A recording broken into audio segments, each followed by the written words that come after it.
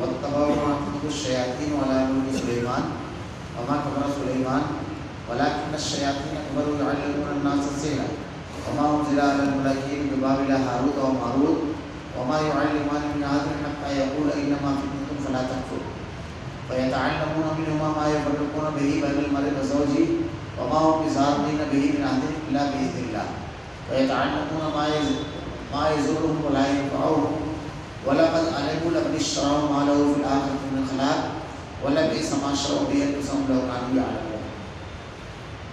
اور اس چیز کے پیچھے لگ گئے جسے شیاطین حضرت سلیمان علیہ السلام کی حکومت میں پڑھتے تھے. سلیمان نے تو کفر نہ کیا تھا بلکہ یہ کفر شیطانوں کا تھا. وہ لوگوں کو جادو سکھایا کرتے تھے اور بابل میں ہاروت ماروت دو فرشتوں پر جو اتارا گیا تھا وہ دونوں بھی کسی شخص کو اس وقت تک نہیں سکھاتے جب تک یہ نہ کہہ دے کہ ہم تو ایک آزمائش ہے تو کفر نہ کر. پھر لوگ ان سے وہ سیکھتے جن سے خالد و بیوی میں جدائی ڈالے اور دراصل وہ بغیر اللہ تعالیٰ کی مرضی کے کسی کو کوئی نقصان نہیں پہنچا سکتے. یہ لوگ وہ سیکھتے ہیں جو انہیں نقصان پہنچائے نفع نہ پہنچائے اور بالیقین جانتے ہیں کہ اس کے لینے والے کا آخرت میں کوئی حصہ نہیں اور بدترین چیز ہے جس کے بدلے وہ اپنے آپ کو فروخت کر رہے ہیں. کاش کی جانتے وَاتَّبَعُوا مَا تَتْلُو الشَّيَاطِينُ عَلَىٰ مُلْكِ سُلَيْمَانَ اور اس چیز کے پیچھے لگ گئے جسے شیاطین حضرت سلیمان علیہ السلام کی حکومت میں پڑھتے تھے. یہ یہود کا تذکرہ جو پچھلی آیتوں سے جاری ہے انہی کے بارے میں جو ان کا ایک فعل جو ان کا ایک عمل ہے اس کو یہاں بیان کیا جا رہا ہے کہ حضرت سلیمان علیہ السلام جو تھے ان کے دور میں جادو کا بڑا ظلم تھا اور شیاطین جو ہیں وہ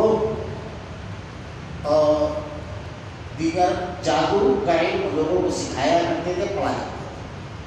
اللہ تعالیٰ نے اسی کی طرف اشارہ کیا ہے کہ اس کے پیچھے رکھ گئے جسے شیاطین سلیمان کی حکومت میں پڑھتے تھے.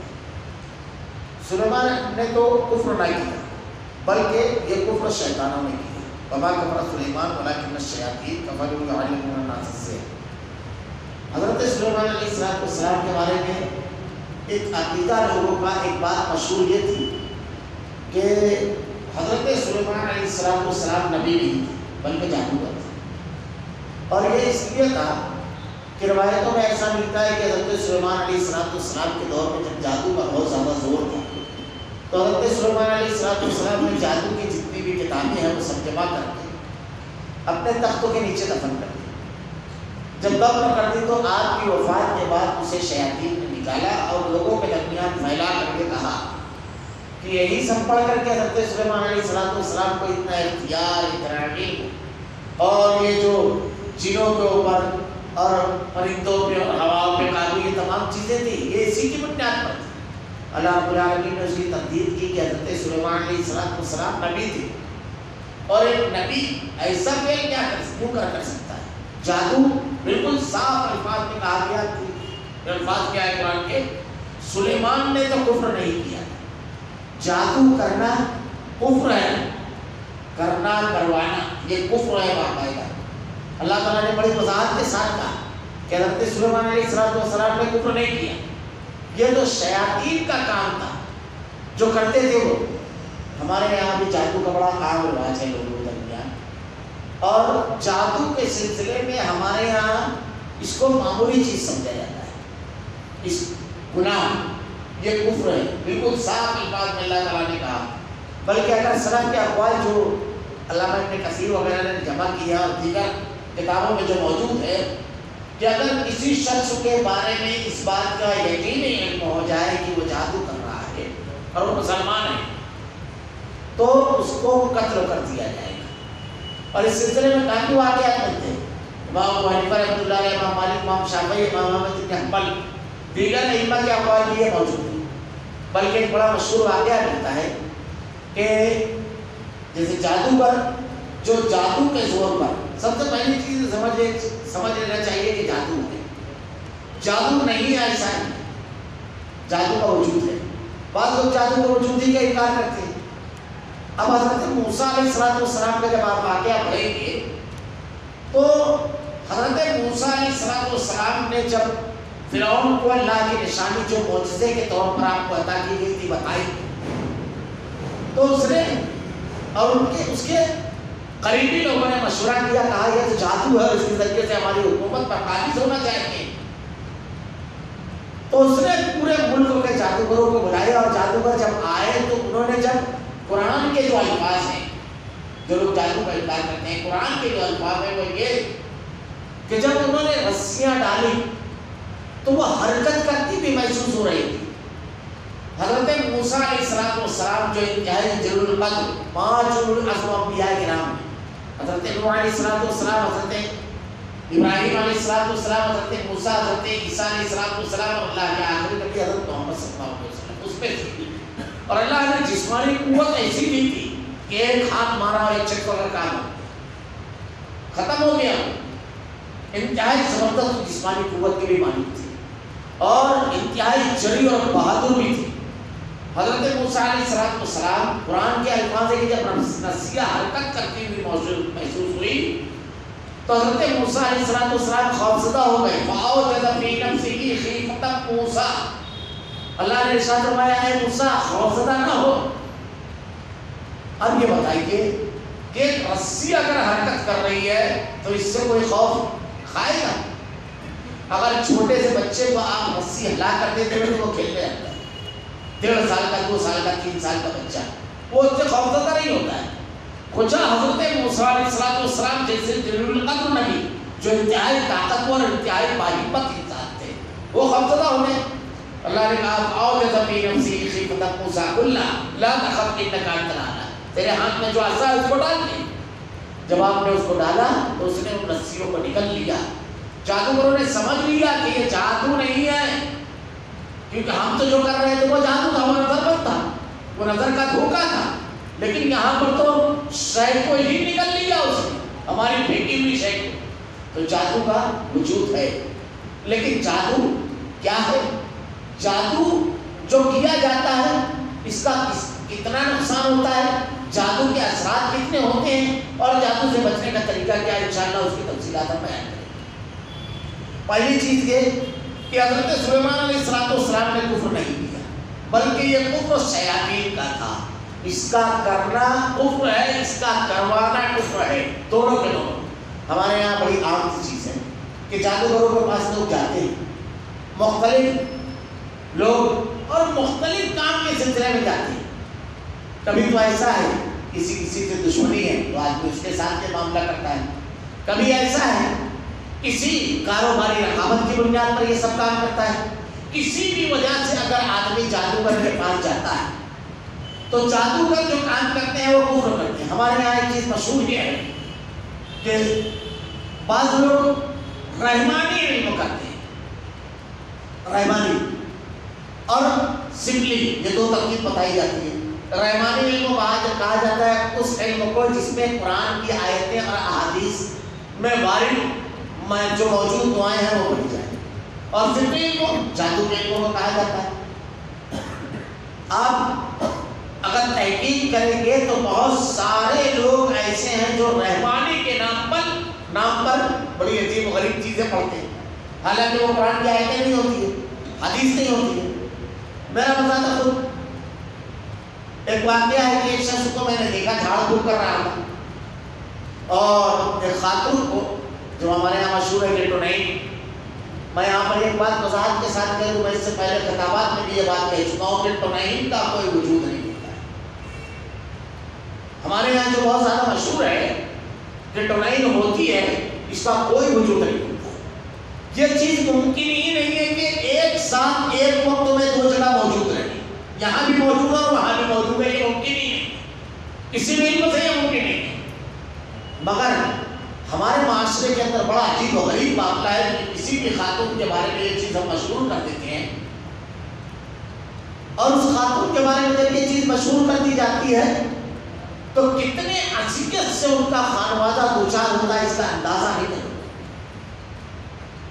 ایک خاتون کے بارے میں اگر یہ چیز مشہور کر دی گئی تو کیا ہوتا ہے، اس کا نقصان کیا ہے؟ ہو سکتا ہے جادو وغیرہ اس کو سیکھنے کا شوق ہو، جادو وغیرہ کرتی ہو، یہ بھی ممکن ہے، لیکن یہ جو نہیں ہمارے یہاں کہا جاتا ہے کہ لگ جاتی ہے کسی کے جسم میں حلول کر جاتا ہے، یعنی ایک آدمی یہاں پر بھی زندہ موجود ہو اور اس کی روح دوسرے کے جسم میں جا کر کے داخل ہو اور اپنے حساب کی حرکتوں سکرات کرائے، یہ چیز ذرا سے سمجھ کے بات، یہ اصل میں شیاطین ہوتی ہیں اگر وہ بھی تو ہمارے یہاں یہ نہیں کہا جاتا ہے۔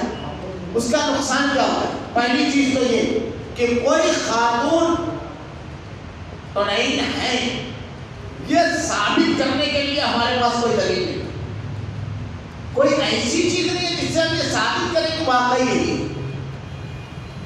بس کیا ہوتا ہے، جھاڑ پھونک والے جب آتے ہیں تو دو تین حرکتیں، پہلی تو یہ کسی کے بارے میں اگر مشہور ہے تو جس کو آخری آئی ہوئی ہے، جو چاہے تو حقیقت ہو اور چاہے وہ فراڈ کرنی بیماری ہو، مختلف چیزیں ہوتی ہیں، اس نے کوئی نام بتا دیا یا یہ بیٹھتے ہیں تو ایسی علامتیں بتاتے ہیں، ارے وہ سانولے رنگ کی ہے، تھوڑا سا کم قد ہے، صحت مند ہے، ہمارے خاندان میں ایسی ایک دو نکل جائے، اب جس سے ہماری تھوڑی سی انبن ہے اسی کو ہم پھر کر دیتے ہیں۔ وہ ایسا ہے، ایک بھلیا خود بھی بیان کیجیے، ہر خاندان میں آپ کو سننے کے لوگ مل جائیں، وہ ایک سے نام بھی نہیں بتا، وہ نام بتائے گا تو اس کی سمجھ بنا دیں گے جس کو نام، جس کا نام بتایا گیا۔ ہمارے یہاں یہ مشہور کر دیا جاتا ہے کہ یہ تو نہیں ہے، میں صرف کو پہلے بتاؤں گا تو اس پر، اس خاندان کے اوپر اس کے اثرات کیا کرتے ہیں۔ اگر ان کے یہاں لڑکی یا لڑکا ہے تو کوئی رشتہ لے کر نہیں جاتا ہے، کیونکہ سارے لوگ خوف پاتے ہیں، پڑوسی تعلقات نہیں رکھتے ہیں۔ اب ان گھر کے ان مردوں سے جا کر آپ پوچھئے جن کے لڑکے اچھے ہیں، بااخلاق ہیں، سیرت والے ہیں، محنتی ہیں، کسی قسم کا الٹا سیدھا شوق نہیں رکھتے ہیں، یعنی ایسے کیٹیگری کے لڑکے ہیں جن کے فوراً رشتے آنا چاہیے، لیکن چونکہ مشہور ہے کہ وہ تو نہیں ہے، اس لیے آدمی وہاں رشتہ نہیں دیتا ہے۔ وہاں کی بیٹیاں نیک سیرت ہوں، متقی ہوں، پرہیزگار ہوں، تعلیم یافتہ ہوں، دیندار ہوں، لیکن ان لڑکیوں کو کوئی نہیں لیتا ہے۔ کون اس کی لڑکی لے گا؟ مسئلہ کر دے کہ ذرا سا بھی کچھ ہوگا تو ذرا سا ان ماں باپ سے پوچھئے جن کے رشتے نہیں آ رہے۔ ہم نے تو زبان تعلق سے لگا دی، میں واقعہ بھولتا نہیں، بیان بھی کرتا ہوں اکثر کہ میں ایک مرتبہ رمضان المبارک میں، غالب بھی ہمارے ساتھ تھے، رمضان المبارک میں لیلۃ القدر کی شب میں ایک شخص سے ملاقات کی گئی، تو غلطی بھی ہم سے، جو معتکف ہوتے ہیں اعتکاف میں بیٹھے ہوئے لوگ کا پردہ نہیں ہٹانا چاہیے، وہ اصل میں اللہ سے، اللہ کو راضی کرنے کے لیے کس کیفیت میں ہو کیا۔ اب ابتدائی اوقات سے اسی مناسبت سے میں دیکھا کہ وہ سجدے انتہائی زاروں قطار ہو رہی تھی، حقیقی واقعہ ہے ہمارے شہر۔ تو مجھ کو احساس ہوا، میں نے وہاں سے ہٹ گیا، تھوڑی دیر کے بعد پھر جب دوبارہ جانا ہوا مسجد، اللہ کے رسول کی اس حدیث کے پر عمل کے لیے کہ ہمارے لیے بھی دعا کرنا کہ اللہ رب العالمین نیک اور صالح عمل کی توفیق دے، برائی اور گناہ سے محفوظ رکھے اس کے لیے۔ تو وہ وضو خانے پر بیٹھے ہوئے تھے، ہاتھ وغیرہ چہرہ وغیرہ دھو کر کے میں نے مبارکباد دی اور کہا کہ غلطی ہوئی تھی، مجھ کو پردہ نہیں ہٹانا چاہیے تھا، لیکن جب میں نے آپ کو دیکھا تو سجدے کی حالت میں زاروں قطار رو رہے تھے۔ تو مجھ سے کہتے ہیں حافظ صاحب آپ کسی غلط فہمی میں مبتلا مت ہوئے، میں توبہ نہیں کرتا، میں ایک عالم کو بددعا دے رہا ہوں۔ ذرا تصور کیجیے، آدمی کام چاہے، لیلۃ القدر کی شب ہے، سجدہ ریز ہے ایک آدمی اور ایک شخص کو بددعا دے رہا ہے۔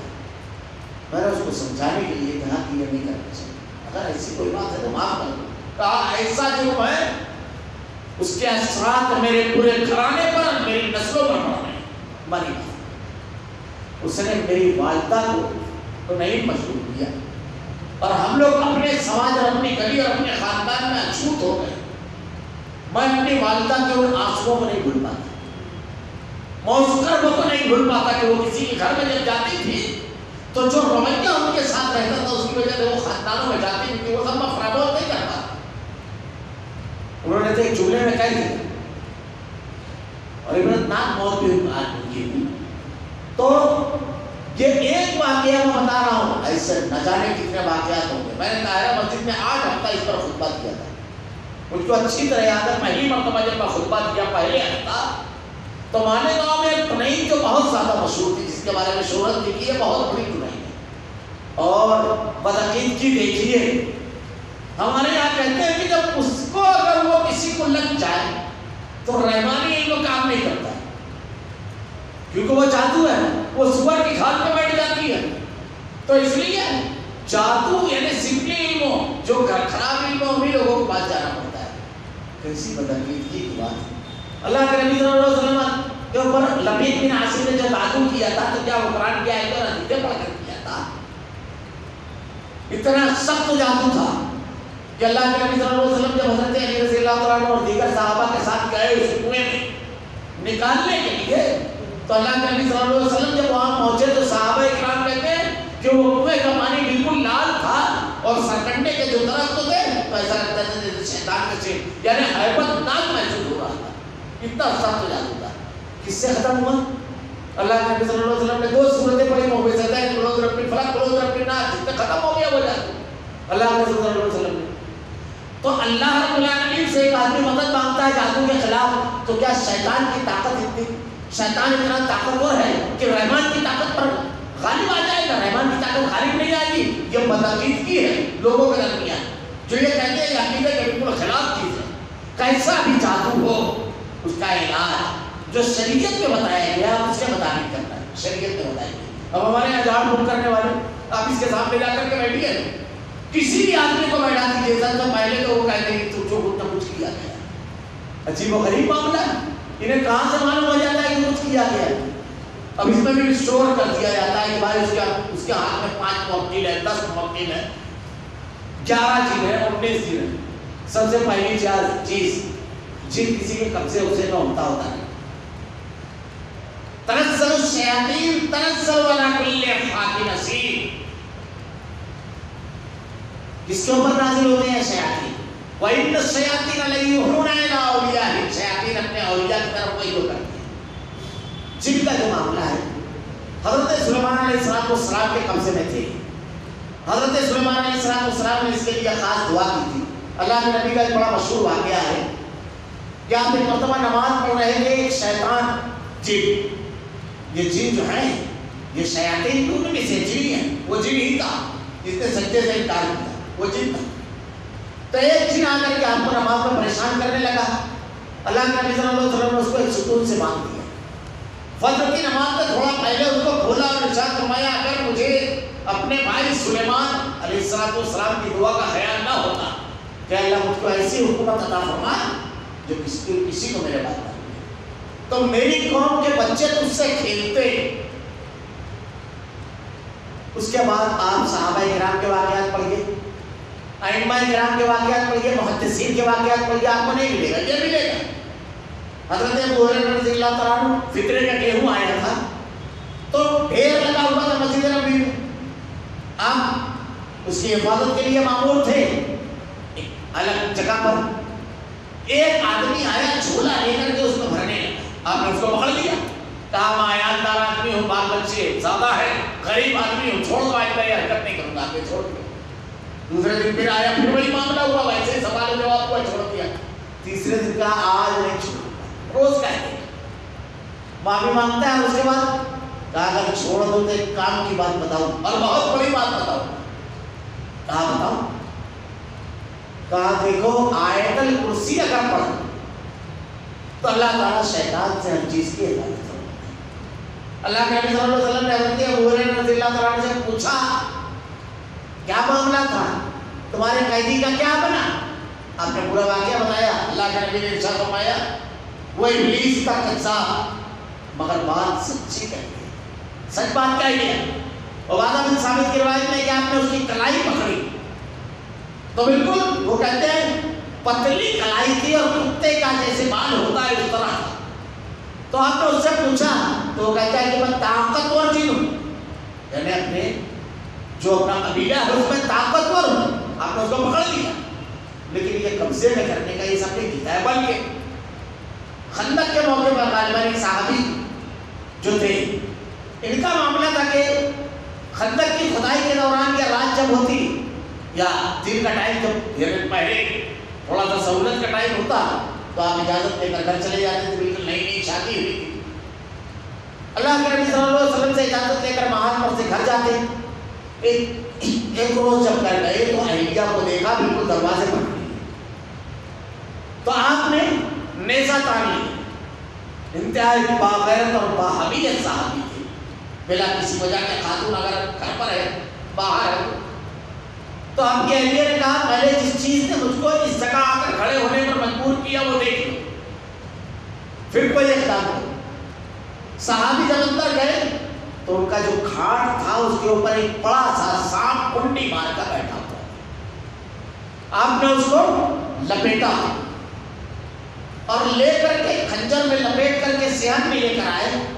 راوی کہتے ہیں کہ یہ دونوں میں سے کون پہلے مرا یہ میں نہیں بتا سکتا. سانپ پہلے مرا یہ صحابی کی پہلے وفات ہوئی یہ میں نہیں کہہ سکتا. مقابلہ ہوا دونوں میں, اس نے بھی حملہ کیا, صحابی کی وفات ہو گئی.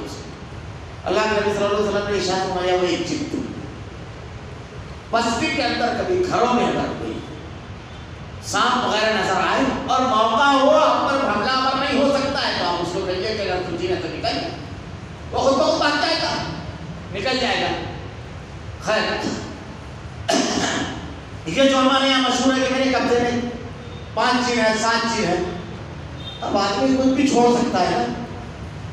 ہم لوگ ایک مرتبہ بیٹھے ہوئے تھے تو ہمارے ساتھ ایک صاحب بیٹھے ہوئے تو کہنے لگے کہ میرے پاس 3 ہے. میں تو بولا میرے پاس 7 تو ہنسنے لگا. وہ بولا کیوں, ابھی میں 20 بول دوں تو چل حاضر کر لا تو ایک جن کو کھڑا کر سامنے لا. اب وہ تو بول ہی نہیں رہے, لا نا. قرآن و حدیث ہم نے بھی پڑھا ہے, اللہ کے کلام کو, اللہ کے نبی صلی اللہ علیہ وسلم کی حدیث کو کچھ نہیں بتایا گیا کہ اتنے دن اس کا رٹا مارو اور یہ موقعی قبضے میں ایسا کچھ نہیں جو ہمارے یہاں مشہور ہے لوگوں میں, ایسا کچھ نہیں ہے. اتنا ہے کہ جو کچھ ادوی دعائیں اور قرآن کی تلاوت وغیرہ اس کی فضیلتیں ہیں. جیسے سورہ ملک اگر آدمی پڑھے گا تو قبر میں عذاب اگر سامنے سے آئے گا سر کی طرف سے تو سورہ ملک کی تلاوت ہوگی. سوتے ہو روزانہ 100 مرتبہ اگر سبحان اللہ والحمد للہ لا الہ الا اللہ وحدہ لا شریک لہ لہ الملک وله الحمد وهو على كل شيء قدیر اگر آدمی پڑھے تو اس سے افضل کوئی نہیں الا یہ کہ اس سے زیادہ کوئی پڑھ دے. مختلف تسبیحات ہیں جس کے الگ الگ فضائل بیان کیے گئے ہیں. اللہ رب العالمین حفاظت فرماتا ہے, ایسی بھی تسبیحات ایسی بھی دعائیں ہیں, لیکن اتنی دعا پڑھو اور یہ قبضے میں ہو جائے. اللہ کے نبی نے تو ہم کو دعا بتائی ہے کہ اللہ رحمتک ارجو فلا تقلنی نفسی طرفۃ العین واصلح لي شأني كله لا اله الا انت. اے اللہ ایک لمحے کے لیے مجھ کو اپنے آپ کے حوالے نہ کر, مکمل طور سے میں تیری حفاظت میں رہوں. رب العالمین ہم کو حفاظت کے لیے اس چیز کی ضرورت نہیں ہے. اعوذ باللہ من الشیطان الرجیم, یہاں سے تو شروع کرتے ہیں,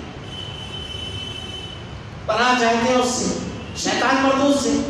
تو یہ جو ہمارے یہاں مشہور کیا جاتا ہے کہ ان کے قبضے میں اتنے جن ہیں, ان کے قبضے میں اتنے جن ہیں, یہ شہرت جو ہے, اچھا آپ کسی عالم کے معاملے میں نہیں سنیں گے, یعنی علماء حفاظ یہ سب کے بارے میں آپ نہیں سنیں گے کہ ہمارے یہاں جو مفتی صاحب ہیں سب سے بڑے شیخ الحدیث جو ان کے قبضے میں 12 ہے, ان کے قبضے میں 19, ایسا کبھی سنے آپ؟ لیکن یہ جو نمازوں کی پابندی نہیں کرنے والے, قرآن کی صحیح تلاوت نہیں کرنے والے, ذکر و اذکار نہیں کرنے والے, عبادت نہیں کرنے والے, لوگوں کے عقیدے پر ڈاکہ ڈالنے والے, گھروں میں تفریق پیدا کرنے والے, ایک خاتون ان کے پاس جا رہی ہے, اس خاتون کو بول دیتے ہیں میں تجھ کو ایسی تعویذ دوں گا, ایسی شکل دوں گا کہ تیرا شوہر تیرے قبضے میں آ جائے گا.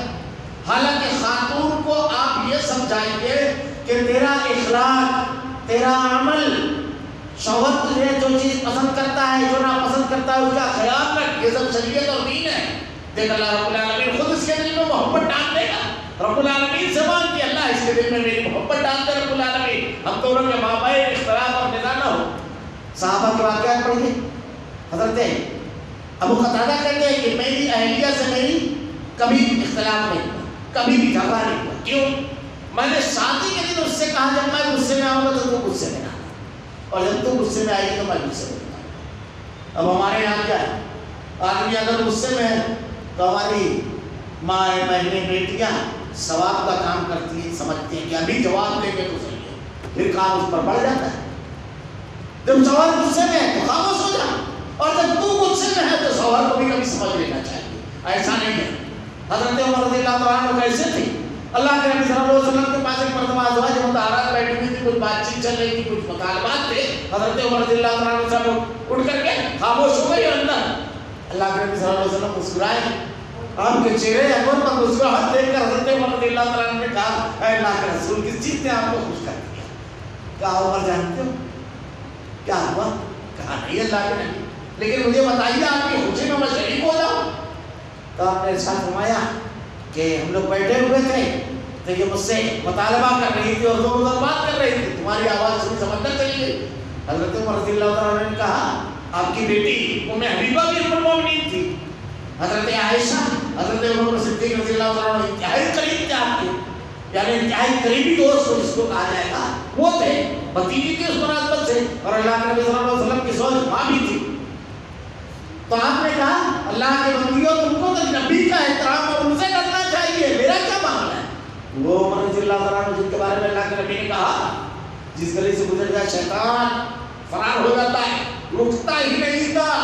حضرت عمر رضی اللہ تعالیٰ عنہ جب ایمان لائے کہا اللہ کے رسول 300 آدمی اگر میرے پاس ہوتے ایک آدمی کو مکہ میں ایک کافر کو نہیں رہنے دیتے، سب کو نکال دیتے۔ وہ عمر رضی اللہ تعالیٰ لیکن کیا معاملہ ہے؟ ایک مرتبہ ایک صحابی ان کی بیوی کوئی معاملہ ہوتا تو ذرا سا بحث و تکرار کر لیتی تھی، یعنی تھوڑا جواب دے دیتی تھی، سوچا شکایت تو امیر المومنین حضرت عمر رضی اللہ تعالیٰ سے کرنا چاہیے، ان کا دبدبا تھا۔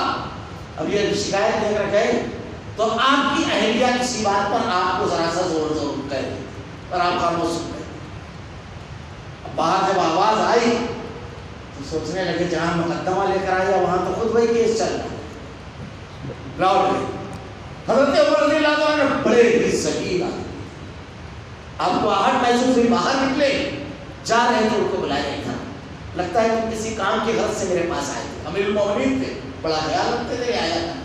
اور حقیقت یہی ہے اسلام میں یہ خلفائے راشدین جو تھے حضرت ابوبکر صدیق رضی اللہ تعالیٰ عنہ، حضرت عمر رضی اللہ تعالیٰ عنہ، حضرت عثمان غنی اور حضرت علی رضی اللہ تعالیٰ عنہ، انہوں نے بالکل مفہوم بدل دیا۔ حاکم کا مطلب خادم، خدمت گزار تھے۔ وہ کہتے تھے ایک شخص بھوکا سو گیا عمر سے پوچھا جائے گا، رضی اللہ تعالیٰ۔ آپ نے بچوں کے بارے میں کہا کہ اگر دودھ چھوڑ دے بچہ تو اس کا وظیفہ، اب ایک مرتبہ عورت کو رات کو گشت کر رہے تھے تو ایک بچہ رو رہا ہے اور خاتون کہتی ہے تو جلدی دودھ چھوڑ، تو وظیفہ شروع، رونے لگ گیا۔ کہتے ہیں عمر نے کتنے بچوں کا جلدی دودھ چھوڑوا دیا، کہاں بچہ پیدا ہوگا تو وظیفہ جائے۔ تو حضرت عمر رضی اللہ تعالیٰ نے ان کو بلایا، کیا معاملہ ہے؟ کہا امیر المومنین چاہتے ہیں، ارے بتاؤ کیا معاملہ ہے؟ اور وہ کہے کیسے بر انہوں نے کہا کہ مسئلہ یہ ہے کہ میں اپنی اہلیہ کی شکایت لے کر آیا تھا کہ کبھی کبھی وہ غصہ ہو جاتی ہے اور ان کو تھوڑا سا بول دیتی ہے۔ تو حضرت عمر رضی اللہ تعالیٰ نے سے کہا لیکن آپ کے گھر سے بھی آوازیں بلند آ رہی تھی، ذرا سا مجھ کو اب میں بولا کیسے شکایت کروں؟ آپ نے ارشاد فرمایا کتنا پیارا انداز تھا سمجھانے کا کہ یہ اپنا سب کچھ چھوڑ کر آئی، تمہاری خدمت کرتی ہے، تمہارے بچوں کی خدمت کرتی ہے، تمہارے گھر کی صفائی کرتی ہے، تمہارے مال کی حفاظت کرتی ہے۔ اگر تم ذرا سا بیمار ہو جاؤ تو رات بھر کیا آرام نہیں کرے گی، تمہارے پیچھے بالکل حیران رہتی ہے، کھانا پکڑ کتنا کھاتی ہے۔ اگر کبھی کوئی دو جملہ کہہ دے مثلا انداز کر کے کتنا پیارا انداز ہے، تو گھر کیسے جنت بنتا ہے یہ شریعت نے بتایا ہے، دین نے بتایا ہے، اسلام نے بتایا ہے۔ حقوق کی ادائیگی کا خیال رکھیں گے بس، لیکن یہ چھڑ حکمے وہ عمل نہیں بتائیں، اب اس میں لگا دیتے ہیں، اس میں پھر شیطانی اثرات بھی ہوتے ہیں، یہ تمام چیزیں بھی ہیں، اور اس کو تو اطمینان ہے کہ بس میں وہ تعویذ لے کر آئی تکیے کے اندر ڈال دی، اب کام کرنا شروع کر دے گا۔ تعویذ کیا کرے گا؟ اس میں کیا لکھا رہتا ہے؟ کبھی آپ نے دیکھا؟ یہ شرک ہے، من لقد تمیمۃ فقد اشرک، ان الرقیٰ والتمائم والتولۃ شرک۔ جس نے تمیمہ لٹکایا، جس نے گھنٹا لٹکایا، کڑا پہنا، اللہ کے نبی نے ارشاد فرمایا کہ شرک کیا، کفر کیا۔ ایک صحابی آئے، ان کے ہاتھ میں بیماری تھی جس سے ہاتھ باریک ہوتا ہے، واحدہ نہ، کڑا پہنے ہوئے تھے۔ اللہ کے نبی نے کہا یہ کیا ہے؟ ہمارے یہاں لوگ اس کو اختلافی مسئلہ سمجھتے ہیں، اختلافی نہیں ہے میرے بھائی، آپ کسی مدرسے میں جائیے وہاں سارے شعبے ملیں گے، افتاء کا شعبہ ملے گا، ہے نا، قضاء کا شعبہ ملے گا، ہر علوم پڑھانے والے، لیکن گھنٹے اور تعویذ کا کوئی شعبہ نہیں ملے گا انہی مدرسے میں۔ اللہ کے نبی نے پوچھا کیا ہے؟ کہا بیماری کی وجہ سے، کہا اگر اسی حالت میں تمہاری موت ہو گئی تو نجات نہیں، اور جو چیز بندہ پہنتا ہے اللہ اسی کے حوالے کر دیتا ہے۔ اب ڈورا ہم کو بچائے گا، کڑا ہم کو بچائے گا؟ اچھا اللہ کے رسول صلی اللہ علیہ وسلم نے ہر چیز کی دعا بتائی، تعویذ نہیں بتائی۔ اس کا نقصان یہ ہے کہ ہم تعویذ کی وجہ سے دعا پڑھنا چھوڑ دیتے۔ امام ابو حنیفہ رحمۃ اللہ علیہ نے کوئی تعویذ لکھی ہے زندگی میں؟ قیامت کی صبح تک کے کوئی شخص ثابت نہیں کر سکتا۔ امام مالک احمد بن حنبل اور امام شافعی رحمۃ اللہ نے کبھی کسی محدث نے دعائیں بتائی ہے؟ اللہ کے نبی نے دعائیں بتائی ہے ہر چیز کی، یہ لکھ کر دے دیتے ہیں۔ میں اچھا اس میں لکھا کیا ہوتا ہے؟ پہاڑے کی کتاب لے کر آتے ہیں اور اس میں سے 27 25 11 29 سب لکھ دیتے ہیں۔ یہ علم جو ہے علم الاعداد جس کو کہا جاتا ہے، یہ ہمارے یہاں لوگ بڑے شوق کے ساتھ تو چہرے لکھتے ہیں، بیانو لکھتے ہیں، وہ ایک الگ بحث ہے کہ کس کا ہے وہ آقا۔ پہلی چیز یہ علم کس نے ایجاد کیا؟ مسلمانوں کا علم نہیں ہے۔ یہ ملتانی سلطنت جو حضرت ابراہیم علیہ السلام کے دور میں تھی، اس کا جو سب سے بڑا پجاری تھا پانچ دیوتا کا مہا پجاری، اس نے اس کو ایجاد کیا۔ اس لیے یونانیوں کے یہاں بھی نمبر والے تعویذ ملتے ہیں۔ یہ کیا آنکڑے نمبر لکھ رہے ہیں؟ اس سے کیا ہونے والا ہے؟ اللہ رب العالمین سے دعا کرو، اللہ کے حوالے اپنے آپ کو گھر سے نکلتے ہو تو بسم اللہ توکلت علی اللہ لا حول ولا قوت الا باللہ۔ دو شیاطین کھڑے ہو کے آپس میں بات کرتے ہیں، اس کے گھر پر اور اس کے اوپر، دونوں پر ہم ہمارا زور دیں، چلو کسی اور جگہ۔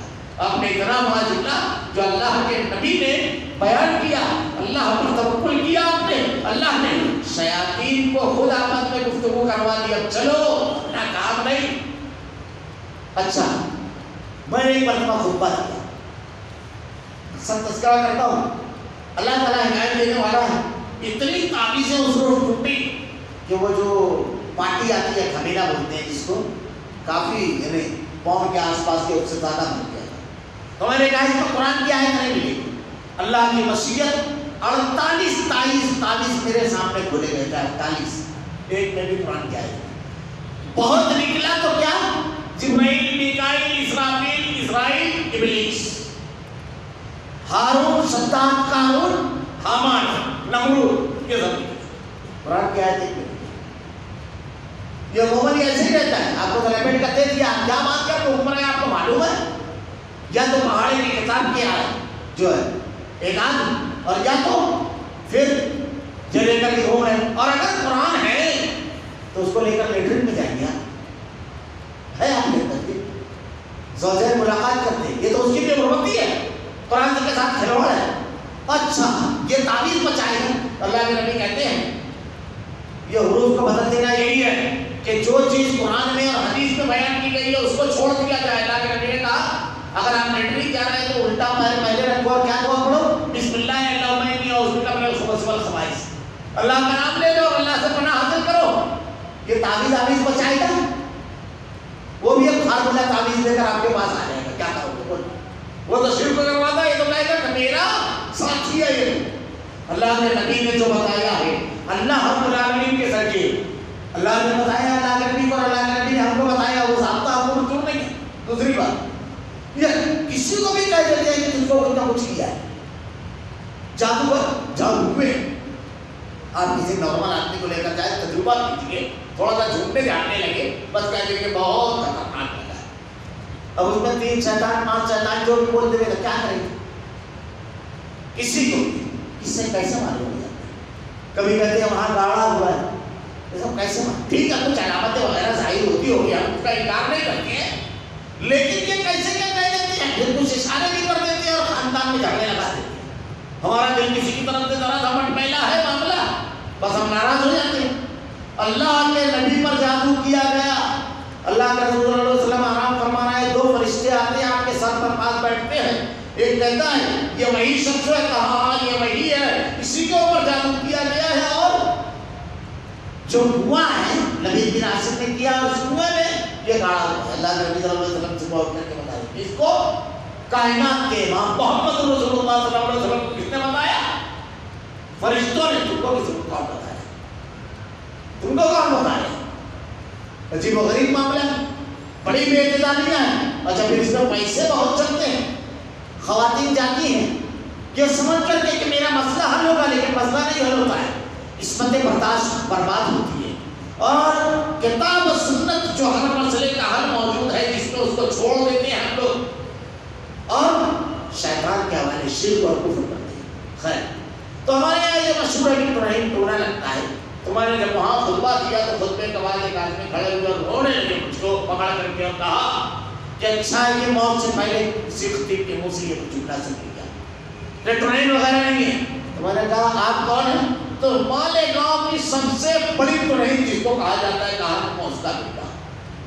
تو میں نے ہنسا، تو میں نے کہا ٹرین تو ہوتی ہی نہیں، بتاؤ خطبے میں کہا تو اس کو کس نے ٹرین بنایا، آپ نے بنایا.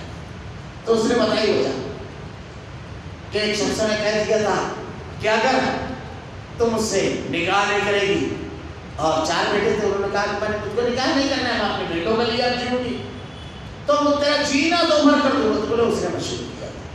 تو حج کے لیے جب کوئی جانے لگتا اور ان سے ملنے جاتا تو وہ کہتے تھے کہ سب معاف کر دوں گے، لیکن اگر تم نے مجھ کو نہیں کہی ہے تو روز محشر تیرا دعوت محروم ہوگی. ہم لوگ کس بنیاد پر کہتے ہیں؟ کیا یہ ممکن ہے؟ ایک آدمی 2 جگہ سچا واقعہ بتا رہا ہوں. ہمارے ایک آباب ہے، ان لوگوں کا خاندانی پیشہ ہے صابن کا، آباب ہے ہمارے بڑے قریبی مراسم اور تعلقات ہیں. انہیں میں سے ایک شخص نے مجھ کو بتایا جب میں خطبہ وغیرہ دیا اور ایک روز گفتگو چل رہی تھی کہ بولے میں 2 گلی پہلے، یعنی ان کے یہاں صابن دینے کے بعد 2 گلی بعد جب گیا تو وہاں بھیڑ لگی ہوئی تھی. جب جا کر کے دیکھا تو پتہ چلا حاضری ہے اور وہ جھاڑو والا مار رہا ہے خاتون. اب جب مار رہا ہے تو پتہ چلا کیا ہے، تو بولے فلاں ٹرین لگی. بولے کتنی دیر سے حاضری؟ بولے آدھے گھنٹے سے. کہا 15 منٹ پہلے تو میرے سے کھڑی ہو کر وہ بات کر رہی تھی اور صابن لی، اور تو یہاں تڑپا مار رہا ہے. ہمارے یہاں کہتے ہیں وہاں تڑپ رہی ہوگی، کبھی دیکھا آپ نے؟ بس بولنے کی باتیں رہتی ہے یہ سب، اور عقیدہ خراب کر دیتا ہے آدمی. کسی کے اوپر اتنا سنگین الزام لگا دینے کا مطلب کیا ہے جس کے اثرات اس کی نظروں پر پڑے، اور ہم لوگ بھی بڑی آسانی کے ساتھ کہہ دیتے ہیں. ہم اسی بات کو آگے بڑھا دیتے ہیں. اللہ اس سے بچیے.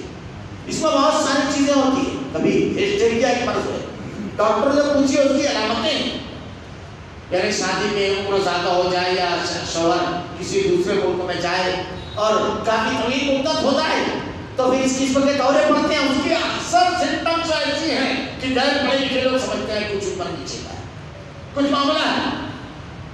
ایک مرتبہ میں نے ایک بچے کو دیکھا، بڑا کم عمر تھا، ایسے جادو وغیرہ کا اثر لگ رہا تھا اس کو، مگر اپنے دماغ میں بات نہیں آ رہی تھی. تو میں نے اپنے دوست سے ڈاکٹر سے پوچھا یہ اتنا وزن کیسے اٹھا لے رہا ہے، اتنی باڈی کے حساب سے تو زیادہ وزن اٹھا رہا ہے. بڑی اچھی توجہ کی انہوں نے کہ انسانی جسم ہوتا ہے جو وہ اتنی طاقت استعمال کرتا ہے جتنی طاقت اس کے بدن کو تکلیف رہتی ہے. اس کے اندر طاقت موجود رہتی ہے لیکن بدن کی تکلیف جیسے لگتا ہے کہ اب اس سے زیادہ طاقت لگانا بدن کو تکلیف دے ہو جائے گا، وہ روک لیتا ہے. لیکن جب گورنر فیل ہو جائے دماغ میں کنٹرولر، تو وہ انلمیٹڈ طاقت جو اس کے اندر پورے لگا دیتا ہے چاہے کتنا بڑا نقصان. تو بولے ایسی صورت میں ہوتا ہے، یہ صورت ہے. بہت ساری مثالیں میں دے سکتا ہوں، بہت ساری مثالیں کہ ہم لوگ جب گئے حاضر ہوئے، سارا نام پتہ سب بولے، اور اس کے بعد پتہ چلا کہ فراڈ کر رہے ہیں، کچھ نہیں تھا. اس کا ایک مطالبہ تھا وہ پورا نہیں ہوا. ایسے 50 واقعہ تھے. خیر ٹرین کا کوئی وجود نہیں. ایک آدمی ایک وقت میں 2 جگہ موجود نہیں ہو سکتا. اگر ہوتا تو یہ نہ جانے کیا کیا کرتی. ہمارے جو سماج اور معاشرے میں جادو ہے، ہوتا ہے، لیکن جادو کروانا کفر ہے، اور جادو کے ذریعے کسی چیز کا علاج کرنا کفر ہے، جادو سیکھنا کفر ہے. بالکل صاف اللہ تعالیٰ نے جادو کے بارے میں ارشاد فرمایا. بلکہ یہ کفر شیاطین کا تھا، وہ لوگوں کو جادو سکھایا کرتے تھے. اور یہ کس کا ہے؟ انبیاء کو اللہ نے معجزات دیے، اپنے قریبی بزرگ اولیاء کو اللہ نے کرامات دی. جادو شیطان کرتا ہے اور شیطان کے کارندے کرتے ہیں. ببابل ہاروت و ماروت، اس میں بہت ساری باتیں ہیں، ابھی آگے آئے گی. جادو کے اثرات، جادو کر کے آدمی کیا کیا کر سکتا ہے، آگے آئے گی. میں یہاں پر صرف ایک چیز کہہ کر کے اپنی بات سے بیٹھوں گا. وما انزل على الملكين ببابل هاروت وماروت وما يعلمان من احد حتى يقولا انما فتنة فلا تكفر. اور بابل میں ہاروت اور ماروت 2 فرشتوں پر جو اتارا گیا، وہ دونوں بھی کسی شخص کو اس وقت تک نہیں سکھاتے جب تک یہ نہ کہہ دیتے کہ ہم ایک آزمائش ہے. فَيَتَعَلَّمُونَ مِنْهُ فَلَا تَكْفُرْ اور تو کفر نہ کرے. ہاروت اور ماروت دو فرشتے تھے جو بابل میں اتارے گئے. سب سے پہلی چیز ان کے بارے میں ہمارے یہاں کہانیاں بہت مشہور ہیں. اور کہانی کیسی ہے؟ وہ زہرا نامی ایک ستارے کے بارے میں جو کہانی مشہور کر دی گئی ہے، اور بھی بہت ساری کہانی. یہ سب اسرائیلیات میں سے. اسرائیلیات بولے تو اللہ کے نبی صلی اللہ علیہ وسلم بہت صحیح ہوا. اللہ کے رسول صلی اللہ علیہ وسلم سے پہلے حضرت عیسیٰ اور حضرت موسیٰ علیہ السلام کی جو قوم بنی اسرائیل، ان میں جو واقعات مشہور ہے ان کو کہا جاتا ہے اسرائیلیات.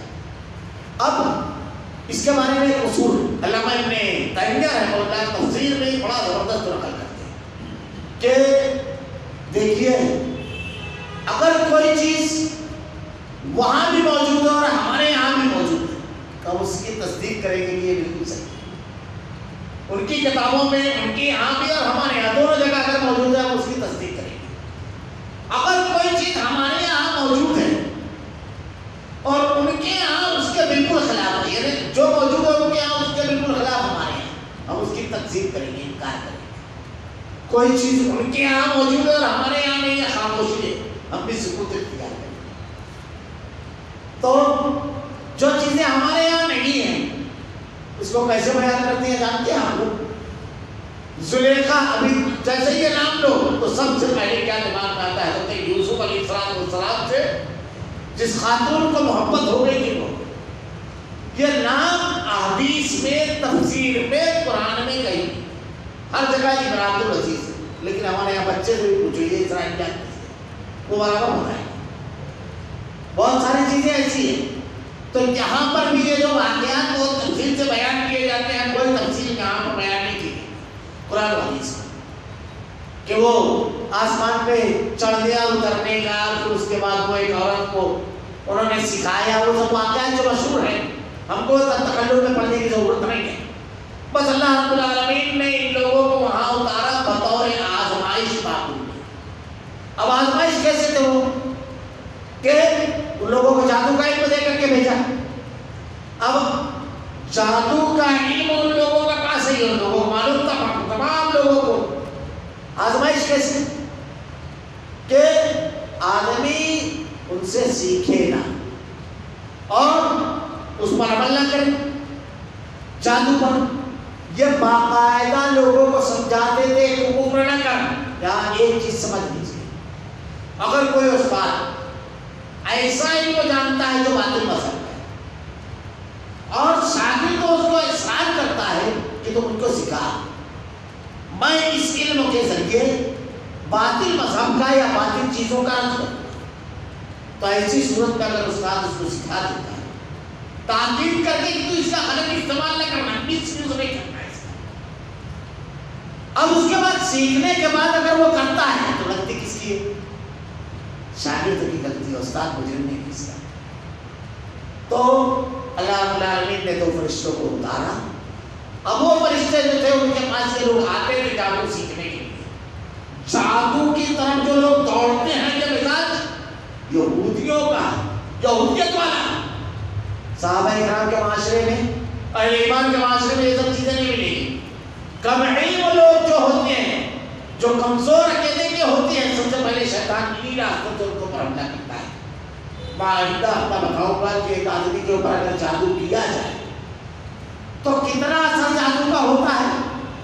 جادو کا دفاع کیسے کیا جائے، جادو کو جو شخص کرتا ہے اس کا کیا کیا نقصان ہے، اس کی تفصیلات انشاءاللہ العزیز آئندہ ہفتہ ہے کہ میں صرف ترجمہ پڑھ دیتا ہوں تاکہ ایک بات ذہن میں رہے. جیسے ہم لوگ سمجھتے ہیں اگر وہ جادو کر دیا تو کیا کریں؟ سنو اس کا جواب قرآن میں اللہ کیا دے رہا ہے. قرآن میں عقیدہ بنائیے. عقیدہ مومن جو ہے اس کا عقیدہ بہت مضبوط ہوتا ہے.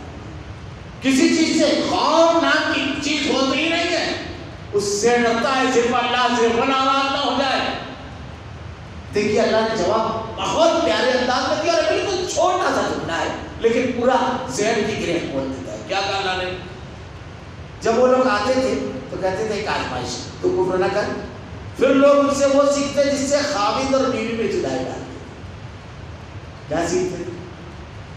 اپنے آپ ہی نا کاروبار بند کروا دیتے ہیں، بچے نہیں ہو رہے سب سیکھتے ہیں نا، کرتے ہیں نا، کتنا کر سکتے ہیں، خوف نہیں ہونا چاہیے۔ دیکھو اب جواب، دراصل وہ بغیر اللہ کی مرضی کے کسی کو نقصان نہیں پہنچا سکتا۔ جادوگر کچھ سے نہیں کر سکتا، اگر اللہ نے لکھ دیا میں ایک جملہ کے بغیر آئندہ اپنے اس کی تصریح بنایا کروں گا، ایسا نہیں ہے بس وہ جو مرضی آئے کرے جا رہا ہے، ورنہ ابھی تو نہ جانے کیا معاملہ رہتا۔ ہمارے جادوگر جو رہتے ہیں مسلم دشمن قوتوں کو جو مسلمانوں کو نقصان پہنچا رہے ہیں ان پہ چالو رہتے ہیں، ان کے عاملین دوڑتے رہتے ہیں ان کے پیچھے، اور ان کے ہمارے پیچھے لگے رہتے ہیں۔ یہ اب رہتا نا، بہت ساری چیزیں رہتی، اور سیاست تھا تو سب کچھ کرتے، الیکشن میں پوری ووٹنگ بچا لیتے، ایک پورے کو پکڑتے نہ 500 تو 1000 بانٹنا ہی نہیں پڑتا، سب ہو جاتا، مگر یہ سب ہوتا نہیں۔ یہ لوگ وہ سیکھتے ہیں جو انہیں نقصان پہنچائے۔ جادو فائدہ مند چیز ہے، کون کہتا ہے؟ ہمارے نہیں، آپ نہیں، کوئی علامہ فہامہ نہیں، خالق ارض و سما جو ہمارے نفع اور نقصان کا ایک ہی علیم و خبیر حقیقت میں جانتا ہے، کوئی فائدہ نہیں، جو انہیں نقصان پہنچائے نفع نہ پہنچائے۔ بالیقین جانتے ہیں کہ اس کے لینے والے کا آخرت میں کوئی حصہ نہیں، دنیا میں تو کچھ نہیں ملا، آخرت ملی، اور وہ بدترین چیز ہے جس کے بدلے وہ اپنے آپ کو فروخت کر رہے ہیں، کاش یہ جانتے۔ اللہ رب العالمین نے اس سے بچنے کا جتنی بھی چیزیں ہیں اس سے بچنے کا تمام ضابطہ بیان کیا ہے۔ انشاءاللہ آئندہ ہفتہ کچھ چیزیں اس سلسلے میں بیان کروں گا۔ اللہ رب العالمین سے دعا ہے رب العالمین ہر مرحلے پر ہمیں اپنے عقیدے کی حفاظت کرنے کی توفیق دے رب العالمین۔ اے رب العالمین ہر کام ایسا کرنے کی توفیق دے رب العالمین جو تجھ کو راضی رکھے، تیری ناراضگی سے بچا، تیرے نبی کے بتائے ہوئے طریقے کے مطابق کرنے کی توفیق دے۔ اے لا علمی اور جہالت کی بنیاد پر اگر جو اس میں پھنسے ہوئے ہیں رب العالمین ان کو ہدایت دے رب العالمین، ان کو بچا لے رب العالمین۔ اے العالمین ہمارے سماج اور معاشرے سے اس چیز کو پاک کر دے رب العالمین۔ اللہ ہمارا خاتمہ ایمان پر فرما، تیرے کلام کی آیتیں اور تیرے نبی کی حدیث کو ہمارا کردار و عمل بنا دے۔ ربنا لا تزغ قلوبنا بعد إذ هديتنا وهب لنا من لدنك رحمة إنك أنت الوهاب۔